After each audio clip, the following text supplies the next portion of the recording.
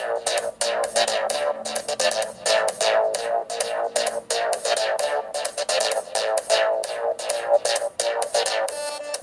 I'm Karina Dollinger with Integrity Home Mortgage in Winchester. Hi, I'm Jan Copeland of the Jan and Dan team at RE/MAX in Winchester, and we are Your real estate girls around town. This week we're starting the first of a three-part series on selling your home. Jan, what's the first step to selling your home?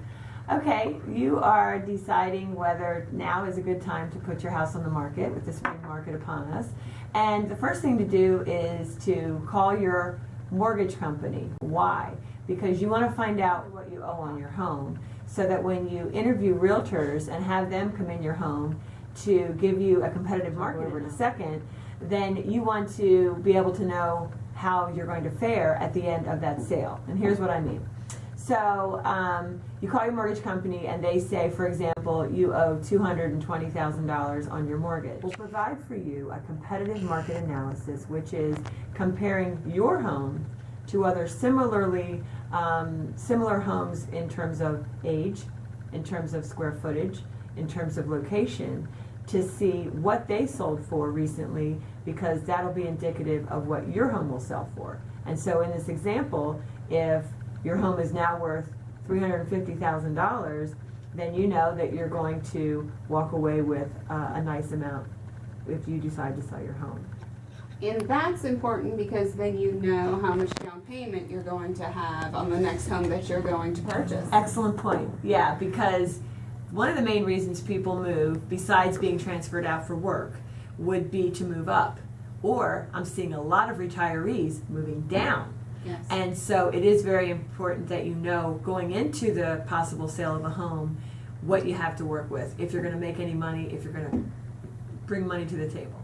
What I do at this point in the process is I walk through the home with the homeowner and point out very particular things. Some people might say too detail oriented. However, I beg to differ because my job is to get you the most money for your home. And here I'm going to share with you just a few things. Number one is cleanliness. I can tell you that I take out a ton of buyers on a weekly basis and they all say the same thing. If something looks unkempt or dirty, they will, it'll fall right down in their level of priorities and they'll never even think about putting an offer on that house unless you're selling it for pennies on the dollar. Of course, you don't want to do that. On the other hand, when they walk in a home and see the baseboards clean and shiny, the floor, the countertops, everything looking like a model home, then that will translate into two things. Number one, an offer sooner than the others on the market, and also for more money. The second item that I hear buyers wanting more and more and more that's so important is light. Let the light in. I know that to save money economically, you want to keep shades drawn in the winter to keep the heat in and whatnot, but I have to tell you, when I walk into a dark house, 9 chances out of 10, my buyers say, I'll take a quick peek, but this isn't the one for me. It's too dark. Nobody wants to live in a cave. So before you show your home, before you leave for work every day, I always recommend that you open all shades, open all curtains, let the light in. The third thing, which I'm sure you've heard many, many times, but I can't reiterate how important it is, and that is to declutter. There's a reason that builders have model homes that are minimal in terms of stuff sitting around.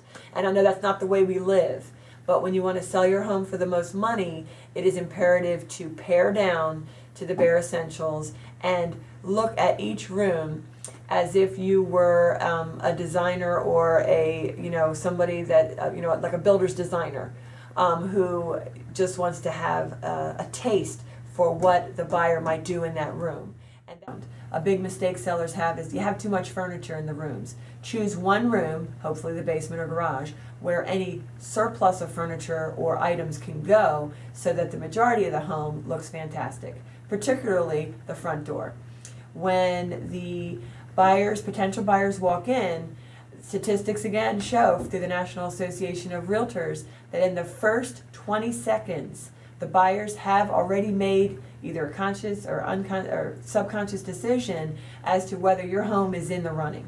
So it's imperative that first stand at your foyer and look around and make sure that it looks beautiful. That wraps up part 1. We'll see you next time for part 2 on selling your home. Thank you.